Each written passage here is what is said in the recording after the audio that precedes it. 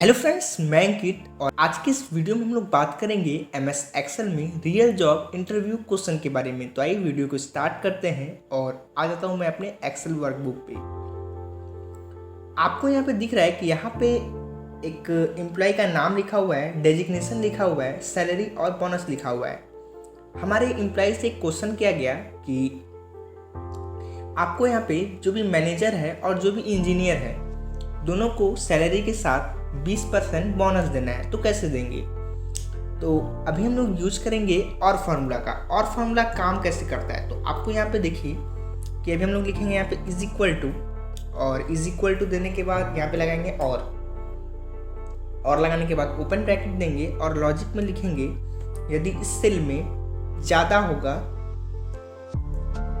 30 से और उसके बगल वाले सेल में भी ज़्यादा होगा 45 से, तो आंसर क्या आना चाहिए, ट्रू आना चाहिए। तो अभी हम लोग यहाँ पे क्या लिखते हैं, आंसर अभी क्या आ रहा है, फॉल्स आ रहा है। तो यहाँ पे भी हम लोग लिख देते हैं 56, तो आंसर ऑटोमेटिक ट्रू आ गया। दूसरे सेल में लिखे भी नहीं, ऑटोमेटिक आ रहा है। यदि हम दूसरे सेल में लिख देते हैं 23 और बगल वाले सेल में लिख देते हैं कुछ नहीं, हटा देते हैं या फिर 0 लिख के एंटर करते हैं, तो आंसर क्या आ रहा है, फॉल्स आ रहा है। क्योंकि यहाँ पे भी हम लोग लॉजिक क्या लगा के रखे हैं कि दूसरे वाले सेल में कितना ज़्यादा होना चाहिए, 45 से ज़्यादा होना चाहिए। तो अभी हम लोग लिखते हैं 96 और एंटर करते हैं, तो आंसर क्या आ रहा है, ट्रू आ रहा है। मतलब दोनों में से कोई भी एक सेल में आंसर ट्रू रहेगा तो आंसर क्या आएगा, मेरा ट्रू आएगा। यदि हम इसी जगह पे फॉर्मूला लगा दें और को हटा के एंड, तो यहाँ पे देखिए क्या होगा, यहाँ पे क्या होगा कि अभी फॉल्स बता रहा है। यदि हम दोनों में करेक्ट आंसर डालेंगे तो ही आंसर ट्रू आएगा। यदि एक भी आंसर आपका फॉल्स है तो आपका क्या होगा, आंसर भी आपका फॉल्स आएगा। तो यही आपका एंड काम करता है। तो अभी हमको क्या करना होगा, और यूज करना होगा। कैसे करेंगे और यूज, तो आप लोग यहाँ पे ध्यान से देखिए कि अभी यहाँ पे लिखेंगे इज इक्वल टू लिखने के बाद यहाँ पे यूज करेंगे लॉजिक फंक्शन। यहाँ पर यूज करेंगे लॉजिकल फंक्शन इफ देने के बाद आपको यहाँ पे लॉजिक टेस्ट के अंदर डालना है और लगाने के बाद यहाँ पे हम लोग यूज करेंगे मैनेजर को। उसके बाद इज इक्वल टू देंगे और डबल इन्वर्टेड कोमा के अंदर में लिख लेंगे मैनेजर लिखने के बाद डबल इन्वर्टेड कोमा को बंद करना है और फिर कोमा देना है। उसके बाद दूसरे बार में फिर से सी को सिलेक्ट करेंगे और इज इक्वल टू देके लिख देंगे इंजीनियर लिखने के बाद डबल इन्वर्टेड कोमा बंद करना है और क्लोज ब्रैकेट दे देना है। उसके बाद और का काम हो गया खत्म। उसके बाद कॉमा देंगे और लिखेंगे यहाँ पे लॉजिक क्या होना चाहिए कि सैलरी में 20% इनटू होना चाहिए, मतलब 20% आना चाहिए सैलरी से। तो यहाँ पे हम लोग 20% दे देंगे। उसके बाद क्लोज ब्रैकेट देंगे और इंटर करेंगे।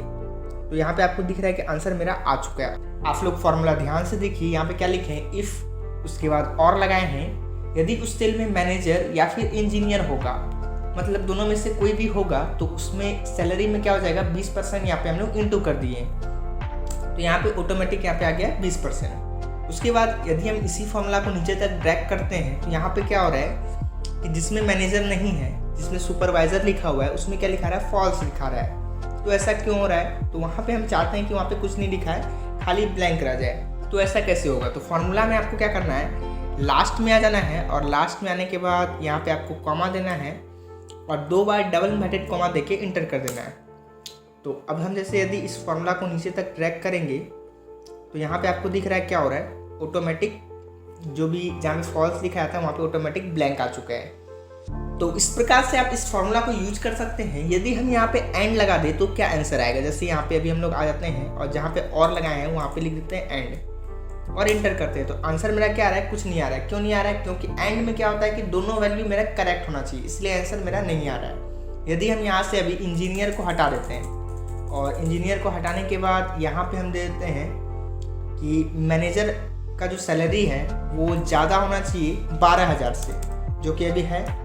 और अब यदि हम इंटर करते हैं तो यहाँ पे मेरा आंसर क्या हो रहा है, आ रहा है। यदि इसी फॉर्मूला को नीचे तक ट्रैक करेंगे तो जहाँ पे भी आपका डेजिग्नेशन में मैनेजर है और सैलरी में भी आपका 15,000 से मतलब 12,000 से ज़्यादा होगा, तो आपका क्या हो रहा है कि ये आपका फॉर्मूला करेक्ट काम कर रहा है।